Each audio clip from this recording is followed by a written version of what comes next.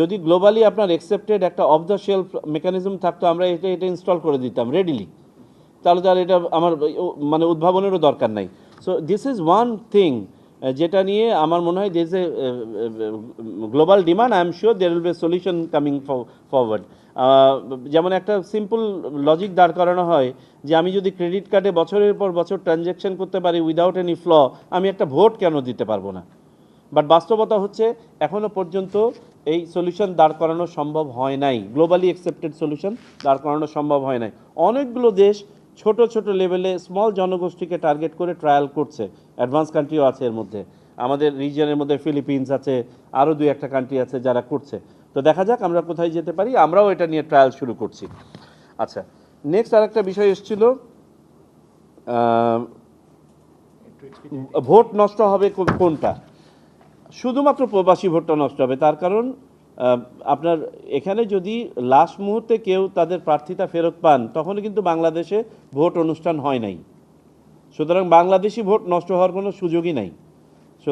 সে কেউ প্রার্থিতা ফেরত পেলে শুধুমাত্র আমাদেরকে হয়তোবা নতুন করে ব্যালট পেপারটা আবার ছাপাতে হবে, বাংলাদেশের ব্যালট পেপারটা। প্রবাসী ভোটটা নষ্ট হয়ে যাবে সেই ক্ষেত্রে, ওই কনস্টিটিউয়েন্সির ওই কনস্টিটিউয়েন্সির প্রবাসী ভোটটা নষ্ট হবে। তারপরেও এটা যাতে কম হয় সেটার জন্য যা যা এক্সারসাইজ করা দরকার সেগুলো আমরা চেষ্টা করে যাচ্ছি। তারপরে বিচার বিভাগ তো তার নিজের গতিতে চলবে, সেটার উপর তো আমাদের কোনো প্রভাব বিস্তার করার কোনো সুযোগ নাই। আপনাদের অবগতির জন্য বলি, বর্তমানে তো আমাদের সেবাটা 10টি দেশে আছে, অতি শীঘ্রই এটা ইউএসএ সহ 11টা দেশে সম্প্রসারিত হচ্ছে। আমাদের তালিকার মধ্যে আছে মোট 40টি দেশ, এর মধ্যে ইউরোপেরও বেশ কয়েকটি দেশ আছে। আমরা যেটা বললাম আপনাদের অবগতির জন্য, যে আমি ব্যক্তিগতভাবে মাননীয় পররাষ্ট্র উপদেষ্টা মহোদয়ের সাথে মিটিং করেছি, আমাদের সিনিয়র সচিব সহ, এবং আমরা অতি দ্রুত এই 40টা দেশে আমাদের সেবা সম্প্রসারণ করতে চাচ্ছি। তিনিও নীতিগতভাবে আমাদের সাথে সম্মত হয়েছেন যে এইসব জায়গাতে এক্সিস্টিং জনবল দিয়ে সম্ভব নয়, আমাদেরকে টেকনিক্যাল জনবল ডেপ্লয় করতে হবে। বাট ইউ আন্ডারস্ট্যান্ড যে this process need some time, এটার সাথে ফিনান্সিয়াল ইমপ্লিকেশন আছে, ইন্টারমিনিস্ট্রিয়াল কোঅর্ডিনেশনের ব্যাপার আছে। তবে আমরা এটা নিয়ে কাজ শুরু করেছি। ভালো কথা হচ্ছে নির্বাচন কমিশন এবং পররাষ্ট্র মন্ত্রণালয় আন্ডারস্ট্যান্ডিংয়ের জায়গা থেকে এক জায়গায় এসে পৌঁছেছি আমরা, যে না, এই কাজটা করা দরকার এবং এটা আমাদেরকে করতে হবে।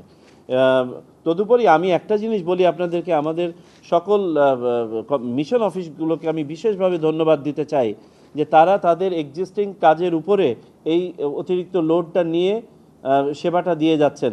যদিও বা সেবার মান উন্নয়নের জন্য, ত্বরান্বিত করার জন্য আমাদেরকে আরও অনেক কাজ করতে হবে এবং আমরা সেদিকে ইনশাল্লাহ এগোচ্ছি। নো ভিসা রিকোয়ার্ডের ব্যাপারে আপনারা একটা পয়েন্ট বলেছেন। আনফর্চুনেটলি বাংলাদেশের আইন ডাজ নট পারমিট যে এনভিআর দিয়ে কাউকে ভোটার তালিকায় আপনার নিবন্ধিত করা, এটা সম্ভব হবে না unless there is a major change in the provision. আর তো আমার মনে হয় I address all the points. আমার মনে হয় আমাদের এই ডায়ালগটা কন্টিনিউ করতে হবে। আজকে যারা অংশগ্রহণ করেছেন, I would like to consider them as our partner. Please be associated with us directly or through the commission, through the mission office.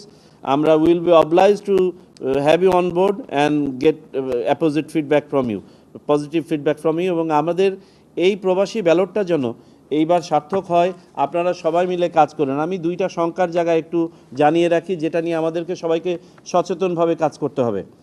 একটা হচ্ছে আমাদের যে ইউজুয়াল পলিটিক্যাল যে আমাদের এলবো স্পেসিংটা আছে, সেটা যেন কোনোভাবে আমাদের এই প্রবাসী ব্যালট ব্যবস্থাটাকে যেন ক্ষতিগ্রস্ত না করে। এটা আপনাদের প্রতি আমাদের একটা অ্যাপিল থাকবে, আপনারা নিশ্চিত করবেন।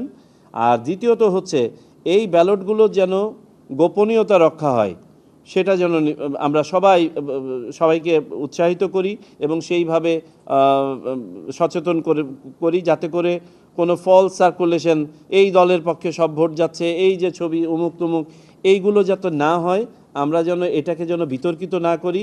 এটা আমাদের সবার আমানত।